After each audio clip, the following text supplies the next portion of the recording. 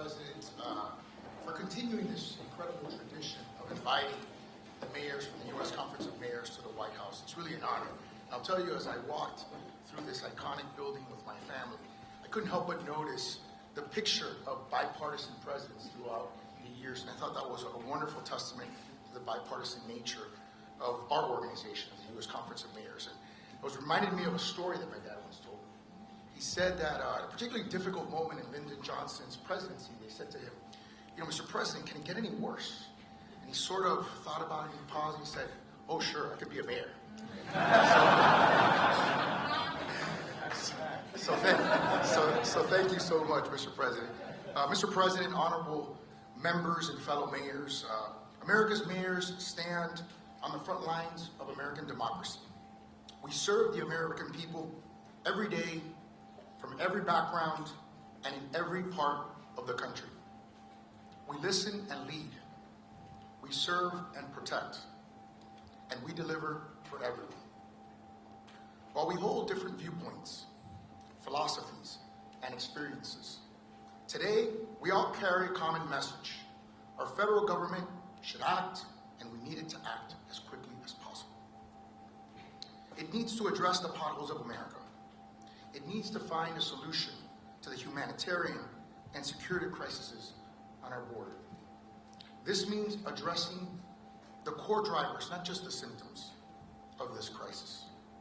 From our confronting the repressive regimes of Latin America to the human trafficking cartels, we must act. And we also must act on modernizing our visa system and our dysfunctional immigration laws. And I was pleased to see you, Mr. President, begin to address these issues recently when you visited the border. But of course,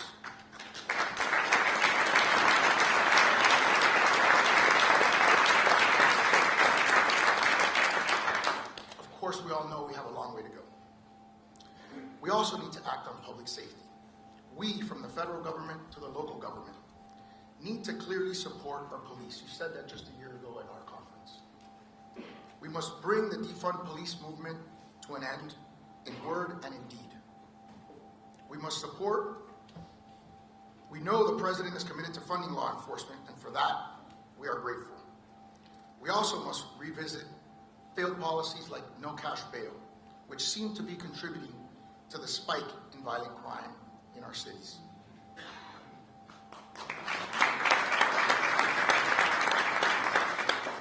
We need to act on maintaining our fiscal health and economic security. All of us here must balance our budget and honor our debts. The federal government must do the same, just as mayors have done across America.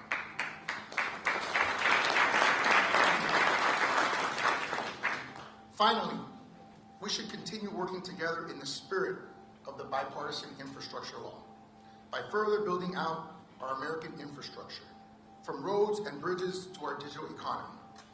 We share your concerns about strengthening our infrastructure and our security. We need to do more. We want to do more. And God willing, we will do more. Together to strengthen America and keep our future strong. Thank you for your time. Thank you for your hospitality. And thank you again for hosting us today in the White House. And now I'd like to introduce the second Vice President of the conference, Andy Ginther, the Mayor of Columbus, Ohio, the heartland of the country, to share a few remarks on how our partnership with the administration is rebuilding American manufacturing, we just talked about, and strengthening the nation's economy. Thank you.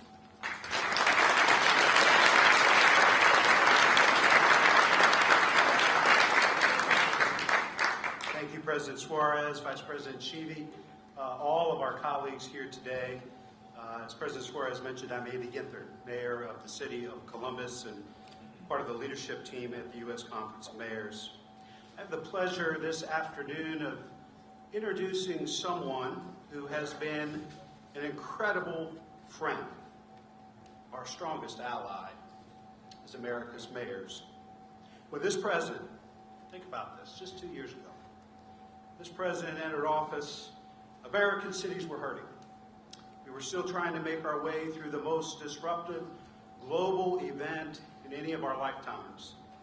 Mayors were on the front lines of the pandemic in all the downstream consequences: economic disruption, mental illness, gun violence, homelessness. We got to work, and so did this president. He said we're not just going to build back.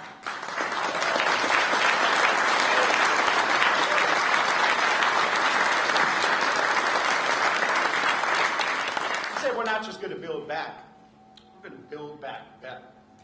And working hand in hand with local leaders, he has delivered over and over and over again.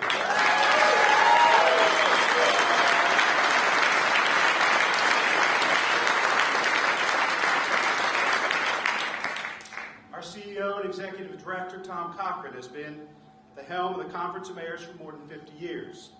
I know he agrees when I say the last 2 years have been the most consequential and productive for mayors in the history of the U.S. Conference of Mayors.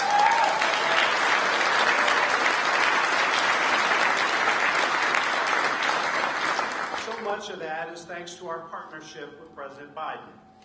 The American Rescue Plan ensured we could protect public health, keep city workers on the job, and keep our local economies afloat.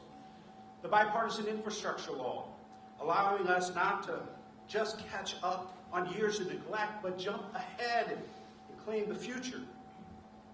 Beat out the rest of the world so we have the most efficient and safe transportation system for the 21st century. The Inflation Reduction Act delivers on one of the mayor's biggest priorities, fighting back against climate change. The gun safety legislation shows that fighting back against gun violence is possible. We have more to do, but we do not accept that deaths from gun violence in our communities are just an acceptable part of living in America. The first time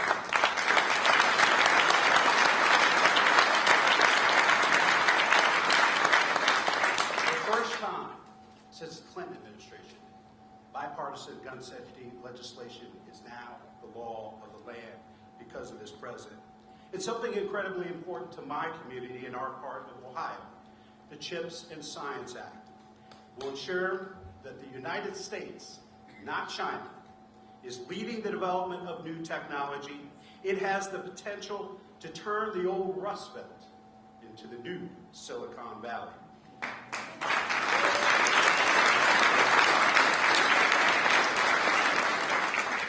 Not bad for 2 years of work. Look, we're a bipartisan group. Mayors don't let politics or partisanship get in the way of getting things done for the people we serve. Former Mayor of Pittsburgh used to say there are 3 kinds of people in America: Republicans, Democrats, and mayors. Yeah.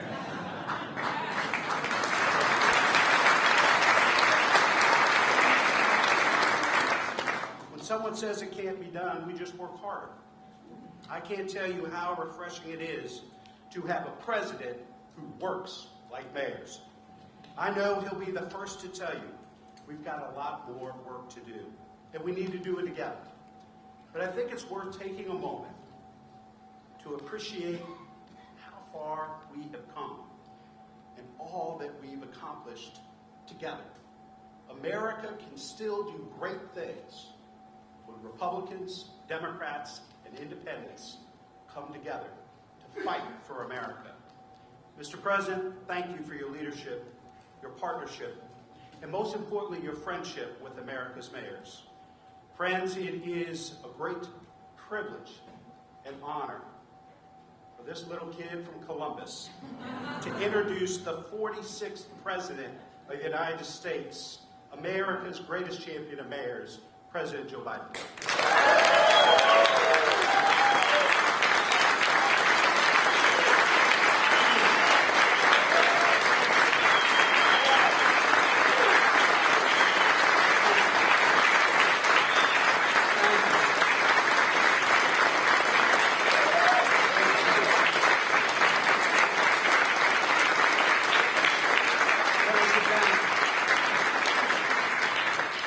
You don't want this going to my head. Kid from Scranton. Look, Mayor Suarez, Thank you for your leadership of the conference. Excuse me, I got a little frog in my throat. But, and Andy, thank you for that introduction.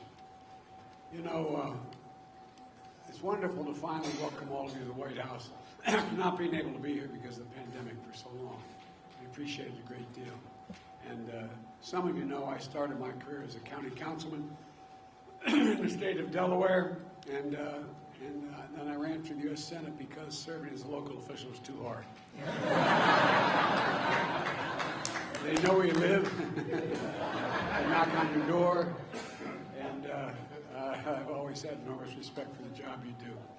And by the way, Suarez, you and I have something else in common. You know what it is? We both married way above our station. Way above our station.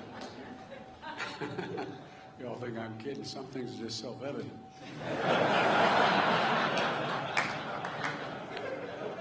Today is 2 years since I was sworn in as president. And,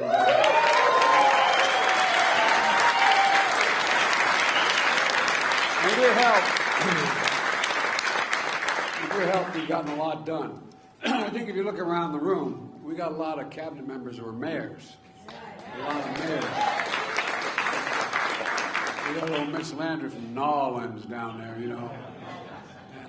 And that's like being mayor of a country.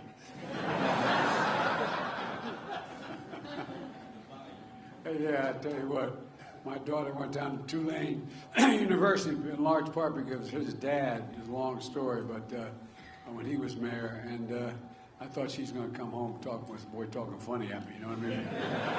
Some Bile Lafouche or something.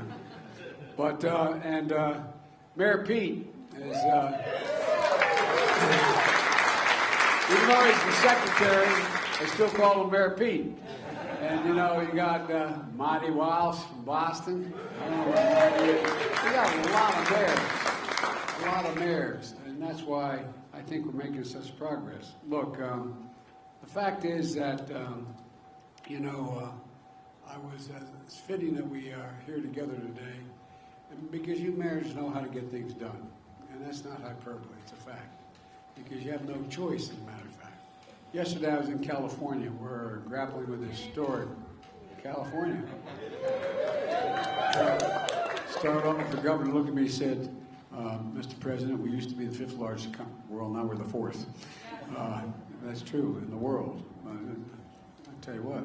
So I genuflected and we moved on. I said, that means you don't need that $10 billion we just gave you, right? You all think I'm kidding, that's what we did, $10 billion.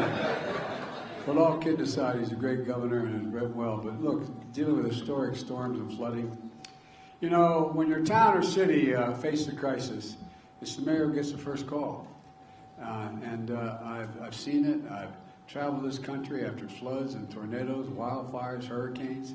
As a matter of fact, I was kidding, but there's a serious piece to it when I pointed out that to the governor, we got to stop taking these helicopter rides, because I went over this. I think it was the 5th one in this state, traveling the state. More of the forest was burned down there up in Oregon than the entire state of Missouri. I mean, it's a long, long, long way. A lot of damage. And I want to thank the mayors across the country for doing everything they can to recover and rebuild. It matters that you're the ones who make sure, as trite as it sounds, the garbage gets picked up, the potholes gets fixed, the buses you can catch to work and be able to continue to be there on time, and so much more of significant consequence. But those things are consequential. You affect people's quality of life more than any other group of people in the world. And mayors know the measure of success isn't how many partisan points you score, it's how many problems you fix. Can you fix the problem? When I came to office, we had a lot of problems to fix. Can you hear me? The pandemic was raging, our economy was reeling, but we acted together. Now, 2 years in, it's clearer than ever that our plans work, and we're building the economy from the bottom up and the middle out, not just the top down. Because when we do that, by the way, the wealthy do very, very well. and everybody, the poor have a shot, and the middle class can have a little breathing room. An economy that benefits that folks in the heartland as well as in our cities and all across America. And, I remember, as I said, my family, I was born in Scranton, Pennsylvania. When Cole died when I was in 3rd grade, we had to move. But I go back to Scranton. Everybody's joke is they're from Scranton. Everybody's from Scranton. But think of all the towns you know, and some of you are mayors of, that they go through school, they want to stay where their family is, where their relatives are, where they know everything, and they have to say, Mom, I got to leave. There's no jobs here. There's no jobs here in my town. I'm serious. I'm deadly earnest. And what we're trying to do is not just rebuild the economy, bring back the pride and the sense of belonging, the sense of I want to stay where I live now, where I'm able to do what I want to do. And that's the whole purpose of what we're trying to do in our cities where people used to move out. But, now they're beginning to move back in. Cities are growing, not just big cities, small towns as well. The economy rewards work where we don't need a college degree to provide for your family. It helps to have that college degree, but you don't need it to provide for your family. 2 years ago this week, 18 million people were out of work. 2 years ago this week. Now that number is under 1.6 million. They're the lowest level of ever. The unemployment rate is as low as it's been in 50 years. We've created 11 million jobs, 750,000 manufacturing jobs. Where in the hell is it written to say we can't be the manufacturing capital of the world?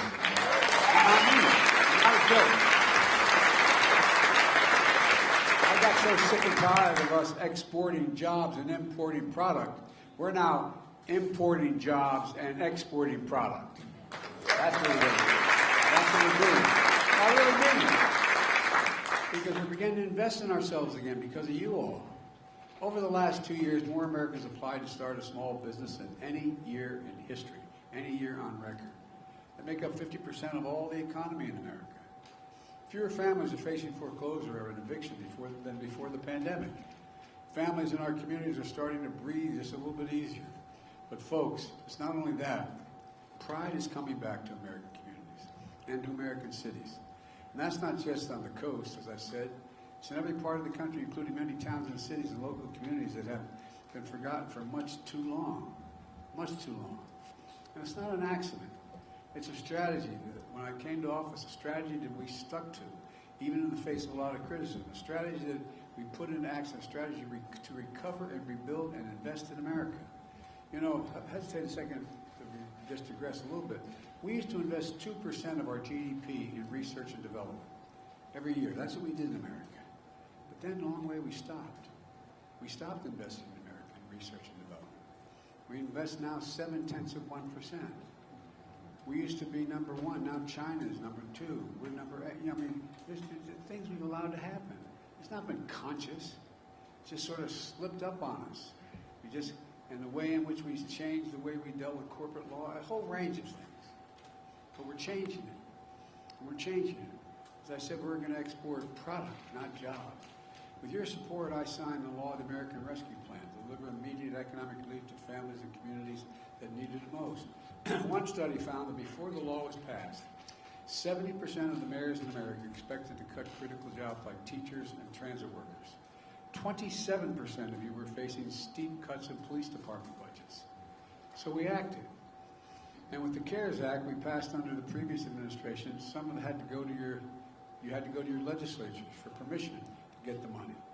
I've been the bad guy when I was a senator and as vice president, a pain in the neck. Why do you have to go through the legislature? No, I'm serious. I'm deadly earnest about that. Because you go through the legislature, you can't blame them. They say, I want a piece of my district. But you can apply directly. Well, when I wrote the cops bill years ago, you didn't have to legislate your governor. You could apply directly. If you qualified, you got it directly. You got the money directly. Well, that's what we're talking about. Things are going to change. Instead, we made sure the American Rescue Plan empowered you directly to avoid painful layoffs. You put cops back in the street, firefighters back in the jobs. You kept teachers in classrooms.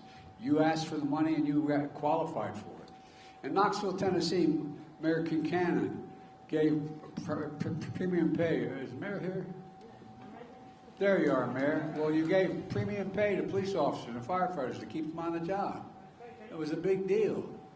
In Mesa, Arizona, Mayor Giles, I don't know where the mayor's here. I got to get people in trouble calling this out. Mr. Mayor, how are you? Bought 5 new ambulances. Hired behavioral health clinicians to help the fire department in crisis calls. And by the way, you know, when a cop turns up in a domestic violence case or someone's standing on the edge of a bridge, they don't need a cop. They need a psychologist with them. That's why we're putting more people. No, I'm serious. We're beginning to understand this all again. And a lot of you are applying for the money and using it for these mental health issues as well. You know, there are countless examples. When it comes to public safety, we know the answer is not to defund the police. Not to defund the police. It's to retrain some police. It's to make sure there's accountability. To make sure we know exactly what's happening. But it's not to defund the police. They need more funding and they need ancillary help as well. It's an American Rescue Plan.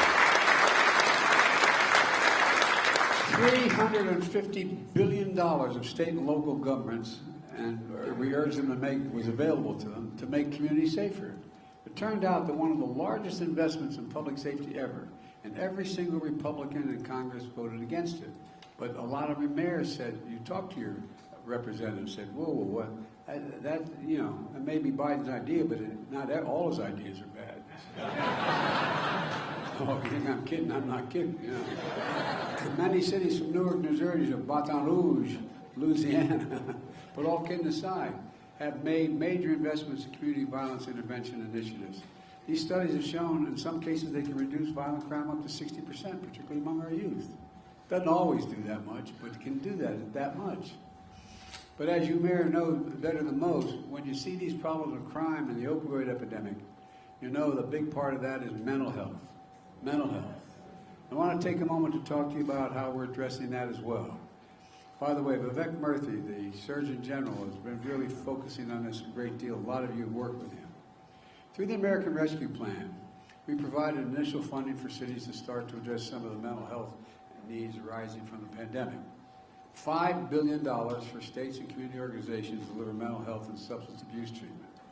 $103 million in funding specifically to address mental health for frontline health professionals, like nurses. You've read it in your communities. You've dealt with your hospitals, where the nurses are just overworked and having serious, serious problems in terms of their own mental health. We know it wasn't enough, so probably the Bipartisan Safer Communities Act. And we went even further. That provides $10 billion to address mental health needs. $2 billion of that is for young people in particular to pay for things like school counselors. And we know what fentanyl is doing to families and communities all across the country. We worked hard to make sure the first responders have what they need when they respond to overdoses where young people are dying. And by the way, we've confiscated an enormous amount of fentanyl, not just at the border, but beyond the border. We've confiscated throughout, I think it's, let me get the number here, I don't want to get it wrong. We've confiscated 379 million doses of fentanyl. And by the way, 100,000, mostly kids, have died from fentanyl. And it's put in things that they never anticipated as part of. As mayors, you know how much this matters. That's why I brought many former mayors into the administration. Keisha Lance Bottoms is here. So.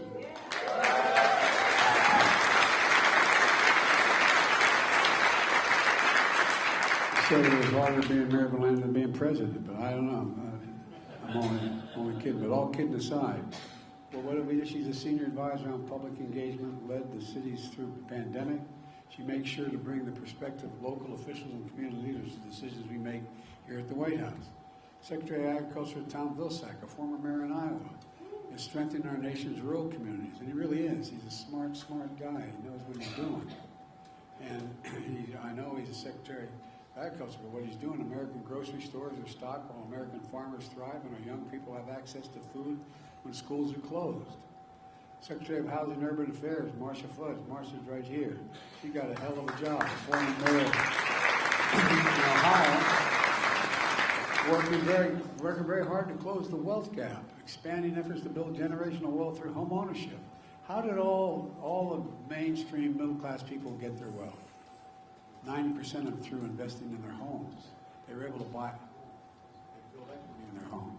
That's how they were able to borrow to get their kids to school. That's how they built their equity. And the same thing is happening now, and she's working really hard to provide that opportunity, and as well as combating homelessness, which a lot of you are dealing with on your streets. And while folks continue to recover, we're also rebuilding. Mitch Landrieu, the former mayor of New Orleans, was president of this organization, is now my senior advisor and infrastructure coordinator to helping rebuild America through a once-in-a-generation bipartisan infrastructure bill. It's always hard to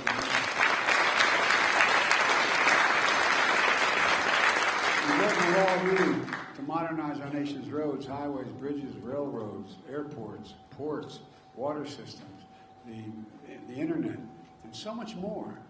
Last year alone, nearly 7,000 projects were identified and are underway with funding from the infrastructure law. By the end of this year, that will be more than 20,000. More than 20,000. If I can hesitate again for a second, digress slightly. One of the things I've been telling the press, they look at me like I'm wonderful, right? Now, all kidding aside, why I keep saying it. We did a lot last year with your help. It's only now beginning to bear fruit because we passed this infrastructure bill. That's a 10-year bill, and it's taking time to get it off the ground. Mitch McConnell and I just announced the construction of a new bridge, $1 billion across the Ohio River.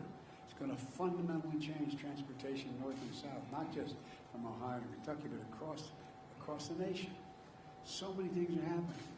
We passed the bill relating to the cost of insulin. Well, guess what? Only now, as of January 1st, a lot of people are waking up and finding out if they're on Medicare, they only have to pay $35 a month instead of $400.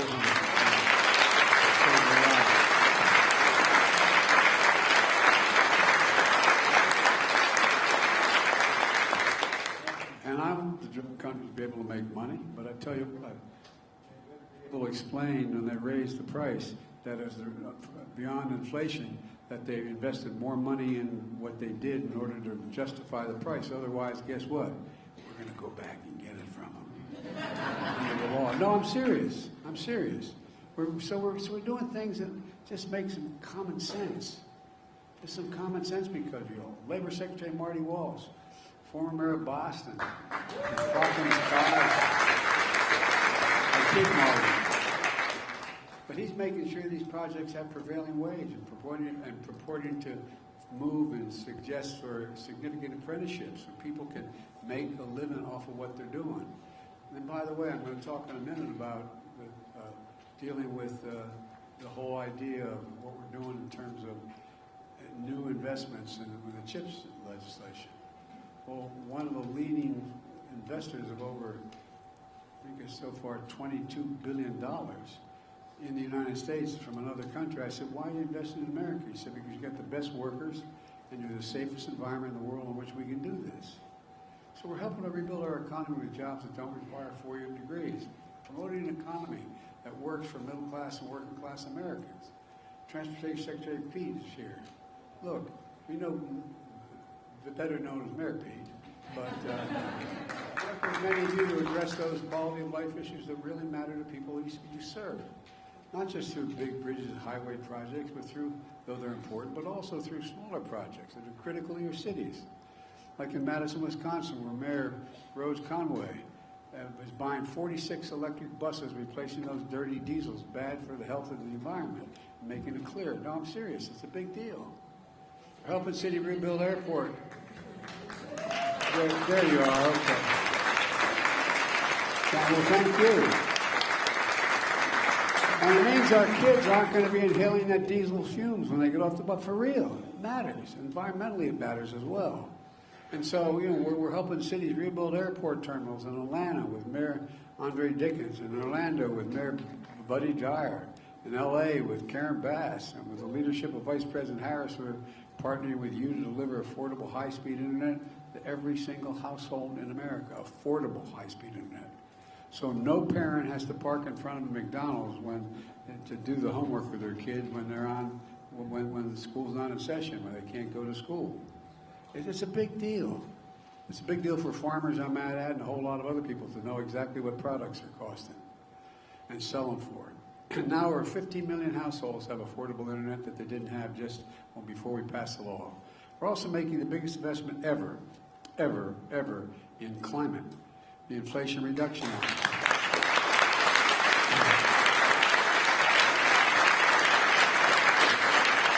We're creating millions of good-paying jobs and investing in fence-line communities that have suffered the most as a consequence of being smothered by pollution.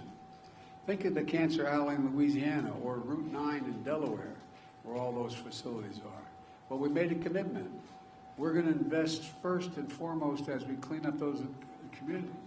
The jobs are going to go to people from that community, and we're going to invest in that, make that community better again. Our economic agenda ignited a manufacturing boom, the semiconductor boom, the battery boom, the electric vehicle boom. We're making things in America again in every part of America, cities large and small. The mayor of Phoenix, Kate, is Kate here? Thank you, Kate, for being here.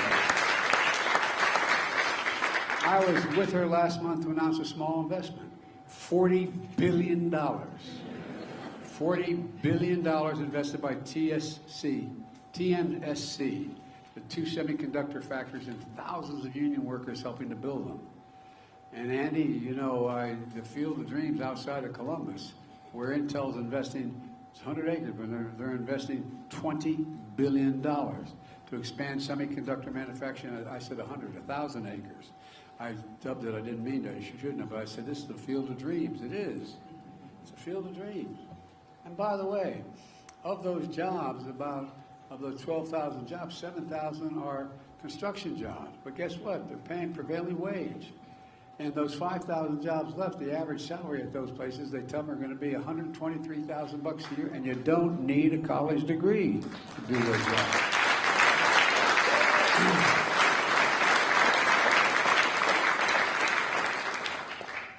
This is in part urged by all of you. This is happening in no small part because of the bipartisan Chips and Science Act. Everybody finally signed on. The folks who've joined me at the bill signing and other victories. With your support, so many of you signed we've signed the first major gun legislation in 30 years. I'll say what I've said before, not all you're going to agree with me, but we're going to ban assault weapons. At once we're going to do it again. And remember, bullets for being clipped. On Sunday, we acknowledge what would have been the 50th anniversary of Roe v. Wade. We're continuing fighting to protect a woman's right to choose. Last year,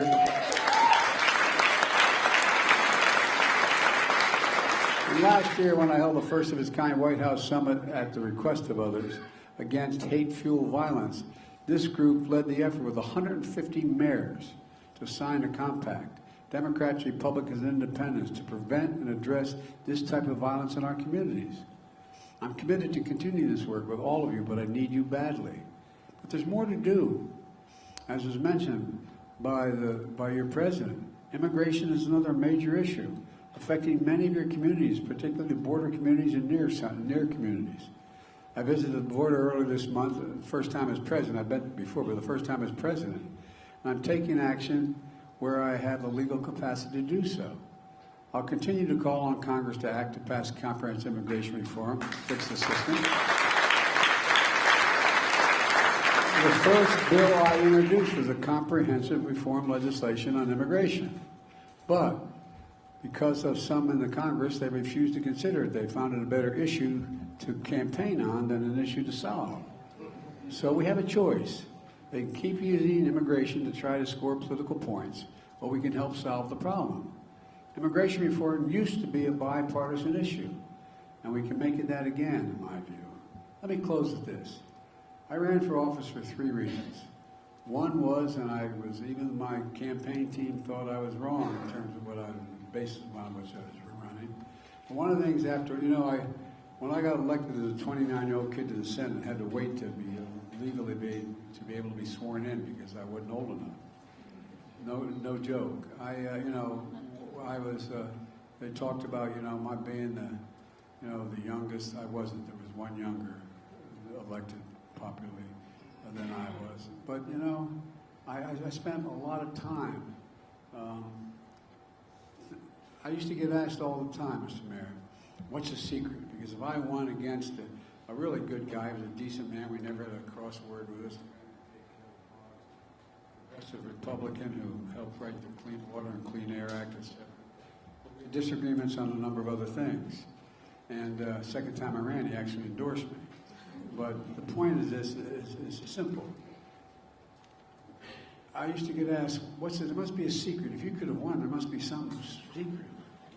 And I used to think about it, the people for the next 3-4 years that asked me that, who were running for office in Delaware. And I finally figured it out. And you all are successful and you know it.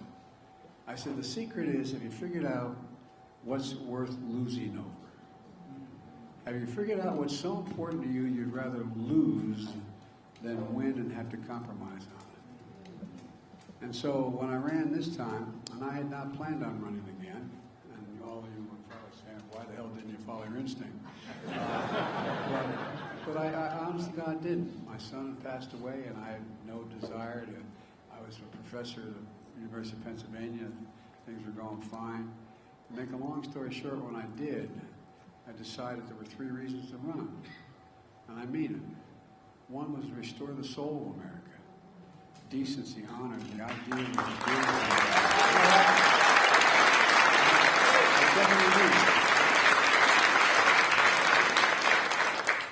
Two was to change the way, and I've been this way my whole career, how we build the economy. From the bottom up and the middle out, for real. Look, I come from the state of corporate America. More corporations are incorporated in my state than every other one of your states combined. And I got elected 7 times there. So, it wasn't I was anti-corporate, but I have a different view in terms of what the priority should be. And so, as I said, when the middle does well, they generate hope, give chance to the working class, and when they do well, the wealthy do very, very well. Well, the third reason I ran, which has turned out to be the hardest to do, and that's unite the country. We are a democracy. We cannot be sustained if we stay 50 different islands or 2 different parties that no longer talk to one another. For the last 2 years since my inauguration, I think we've made some progress, large part because of many of you sitting in this room. And I'm really optimistic in the year ahead that we're implementing the laws we've already passed, will deliver real benefits, and people are going to feel them in their everyday lives. That work we're going to continue to do together. Together we're proving that every city and town in this country, our best days are ahead of us, not behind us. And I really mean it. I was asked by my senior team, and Peter remembers, said, if I could do anything to change the attitude of optimism in America, what was the one thing I'd do? Just I could change one thing. It's going to sound bizarre what I tell you. I said I'd cure cancer. And they looked at me like, cure cancer? Because nobody thinks it's the most frightening thing to people. And if we did it, America could do big things again. There's nothing beyond our capacity, I swear to God. There is nothing beyond the capacity of the United States of America. Remember who in hell we are. We're the United States of America. We work together. There's nothing beyond our capacity. Nothing. We've got to work together, folks. God bless you all. May God protect our troops. Now let's turn it over to Julie.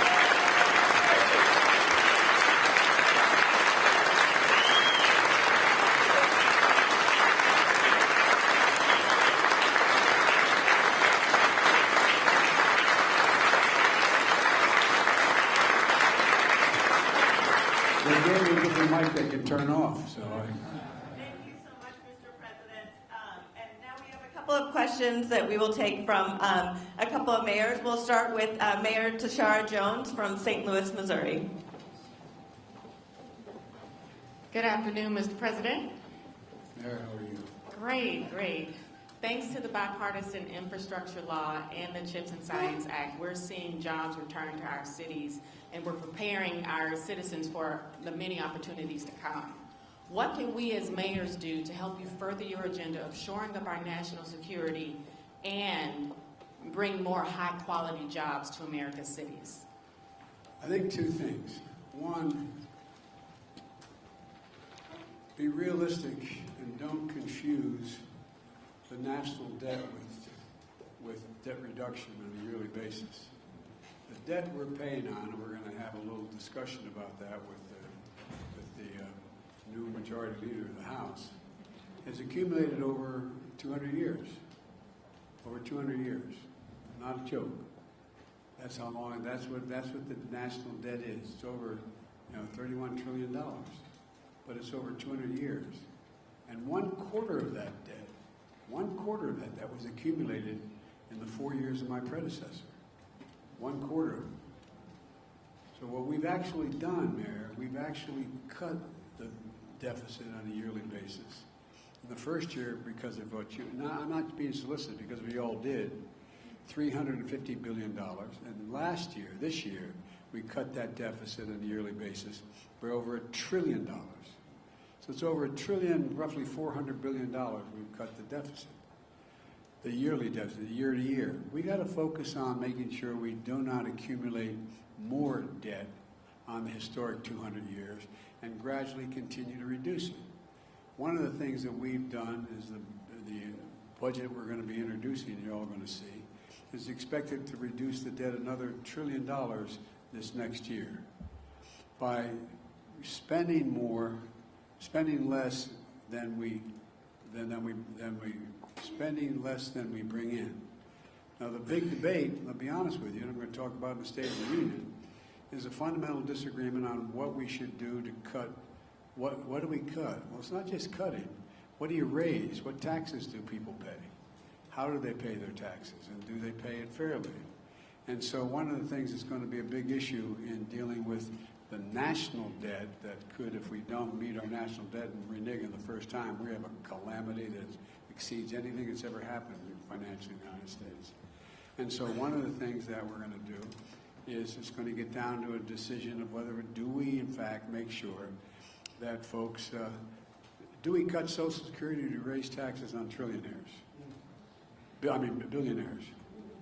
There's 745 or 50 billionaires in America. Average tax rate they pay is 2%. I think you should be able to be a billionaire, but I think you should pay a little more than 2%. No, by the way,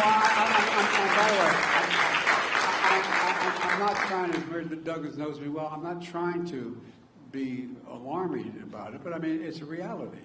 Now the argument, there's a lot of arguments why that shouldn't be because they generate so much energy and so much growth, et cetera.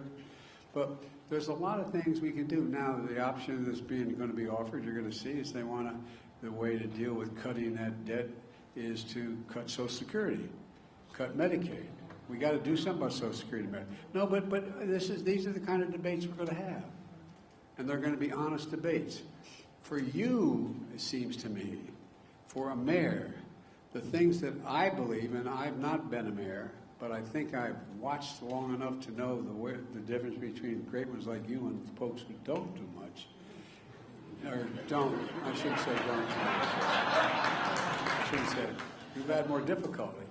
Is focus on the things that make your city unique and make it grow. What are the things that make it grow? Well, first of all, I could go on, but I'm just going to give you one example. We're in a situation where if you were one of the reasons why America became the most advanced and economically prosperous nation in the 21st century, we're the first nation in the world to have a universal education system, grades 1 through 12. Now, others had systems that were superior to ours in terms of their exclusiveness, but not universal. Now, I wonder if anybody today we were starting off and saying, we're going to decide we're going to have a universal education system. Would anybody think in the second quarter of the 21st century that 12 years was enough to compete? I don't think so, for real. So a lot of you are doing a lot of experimental work in terms of not just pre-K, but you're doing it in terms of education, teaching kids to read, write, add, and subtract at 3 and 4 and 5 years old. And you're focusing on apprentice programs after college. You're focusing on, after high school. You're focusing in high school on allowing people to learn trades instead of, there used to be, even you're old enough to remember, not you, Mayor. But when, there were shop classes in school where people learned whether they're comfortable working with their hands, so there's a lot of things that we can do in education. There's a lot of things you can also do in terms of dealing with, I'm going to get you a lot more money, God willing, because I think we have universal support for it, beyond the money that came out of the original legislation. There's a proposal that I just presented to, I'm the guy that wrote the community policing law. It got very bad publicity. But guess what? People are figuring out, guess what? It works. The people who most need the help, the most victimized, are the poorest communities. So we need cops in those communities, from those communities, but cops that are held accountable to everything that they say we're supposed to do. And we can do that. So focusing on law enforcement that in fact is equitable, focusing on, for example, nationally, I still think we should have the George Floyd legislation, but I didn't able to do that. So what I was able to do, I said no knock warrants are limited significantly. We're in a situation where you have to, no chokeholds, or certain basic things. When I was coming up as a kid, cops were required to learn to shoot to kill. Well, you ought to be able to shoot to stop. Everything shouldn't be an extreme. So the way we train police officers is changing. And there's a lot of things you can look at to determine whether or not you can affect the safety of your city. And also, I think that, well, I'm not going to go on, but so there's a lot of things you can do, because I believe you'll have the economic wherewithal through the programs in the federal government, not telling you what to do, but giving you the wherewithal to do the things that you think most need to be done.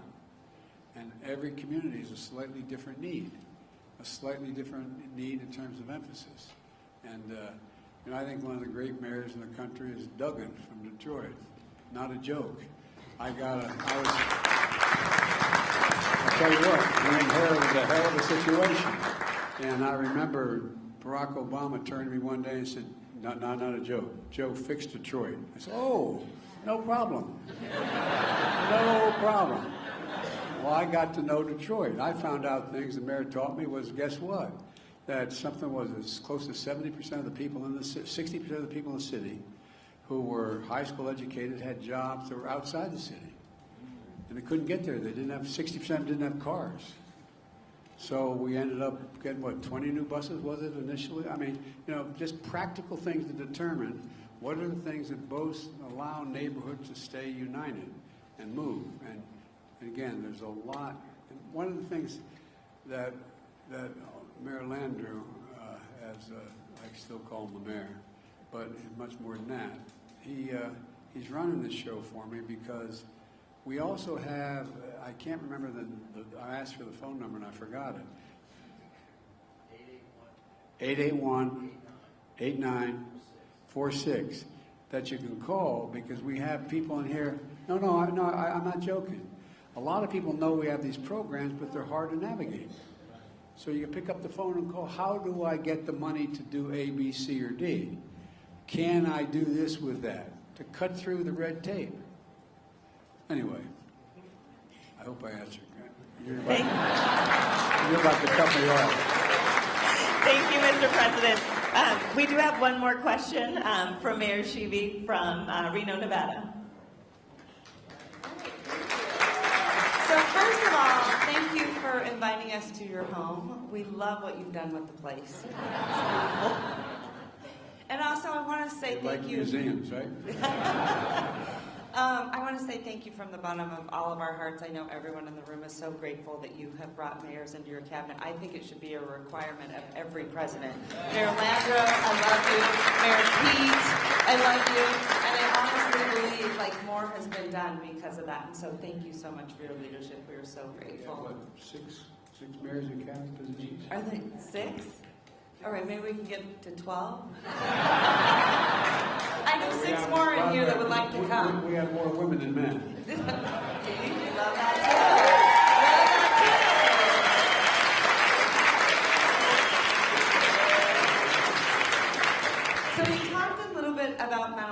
and I want to say thank you so much for your leadership on that. It means the world to me. We are so fortunate to work with your Surgeon General. He is fantastic. He is fantastic. So all your mayors in the room are going to become mental health warriors. And we're going to be addressing addiction and loss and grief. And I'm going to ask you something very personal. You've had a lot of loss and grief in your life, and I know over the last few years a lot of Americans have had a lot of loss and grief because of the pandemic. What would be what would you say to them and your advice to someone experiencing personal loss and grief? Well, first of all,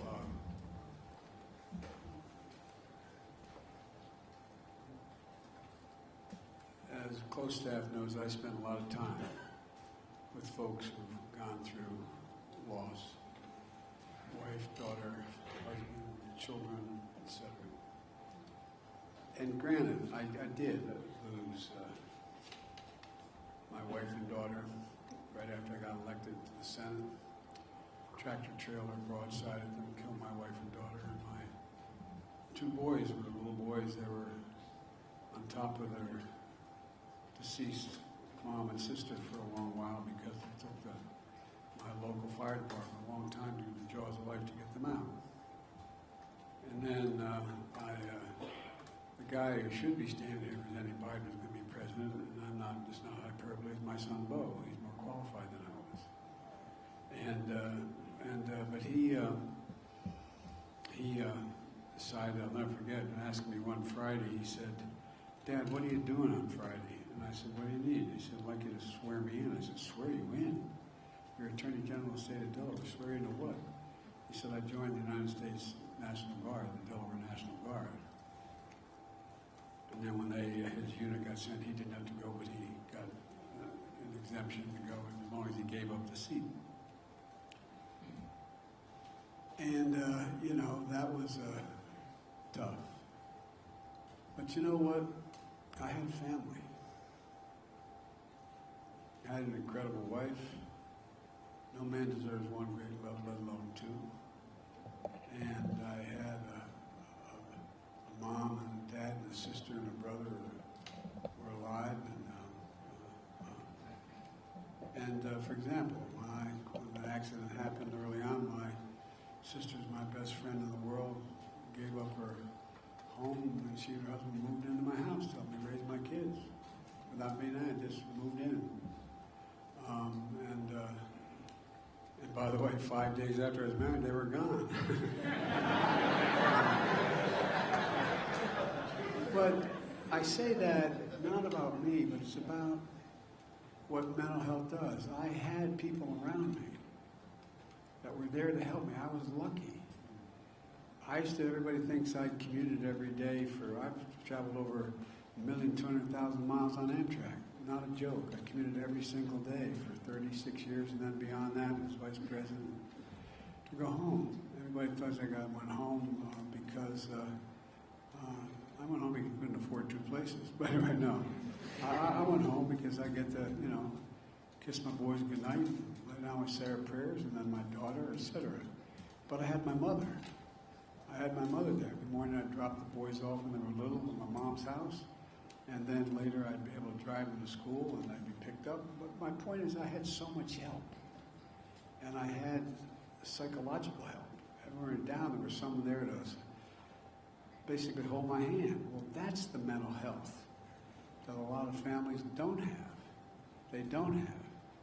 And a lot of folks are in a situation where if they just had somebody to talk to, and that's why I think some of the things we can do that can also help families going through some real difficult times is, for example, preschool education, right with age 3. It does two things. It helps your kid get an advantage, but it also helps mom or dad or a single parent or parents who are going through hell to have somebody there until 5 o'clock taking care of your kid while they're learning.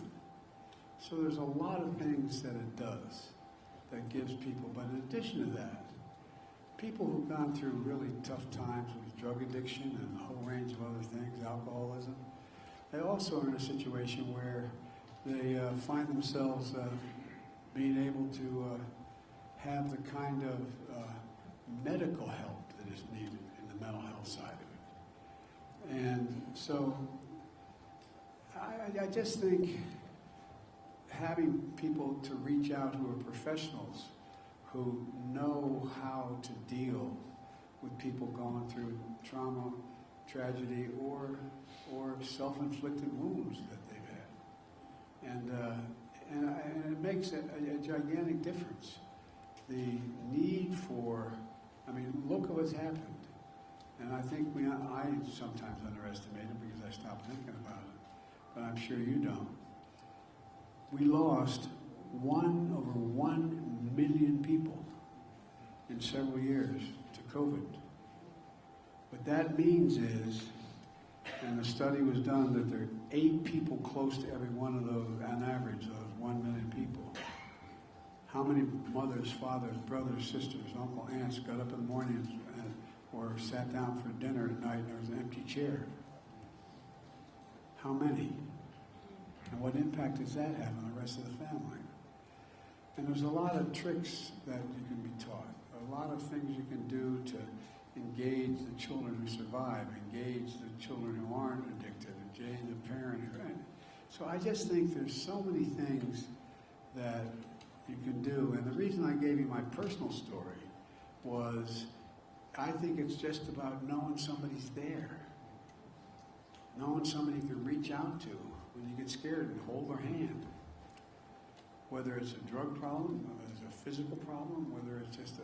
And by the way, my wife Jill got very engaged with the Brits and the U.S. military and dealing with trying to convince people. Think of the military. One thing you're taught to as a warrior is never complain, never explain, man. Don't complain. Well, guess what? Mental health is a problem. It's a serious problem. You have more people dying of suicide in the United States military than any other reason today. More people. And so we got involved in reaching out to help families so that you don't make it, and then I'll conclude with this. We have to take the stigma off of mental health. Mental health is no different than you break your arm or your leg. No, it really isn't. It's God's truth. It is a problem that is a medical problem. And so hardest part is to get people, a lot of people, I say most people, to acknowledge that I'm getting help. I'm getting help. That's why we had this effort to deal, my wife dealt with this program to provide for health for, post-traumatic stress for so many warriors. Pete, you toted a rifle, man. You were there. You see all the people. I don't know how many people that that need the help. But it's a help that you need any more than you need if you broke your leg. But we got to take the stigma away. The stigma away from the notion that you need mental health. Because it's no different. And by the way, think of this. How many folks do you know, how many cops on your department need some mental health because they're suffering from post-traumatic stress, what they went through? I mean, we don't look at them and say, they're weak. But, it's just about, anyway, we just got to reach out and change the notion of the stigma associated with the notion of seeking mental health. And it starts early when you can detect with children that need some guidance. Really, it doesn't mean they're, quote, crazy. It means they have some disposition that has to be treated. And there's a lot that can be done. I'm talking too much. I apologize, guys. Thank you all very much.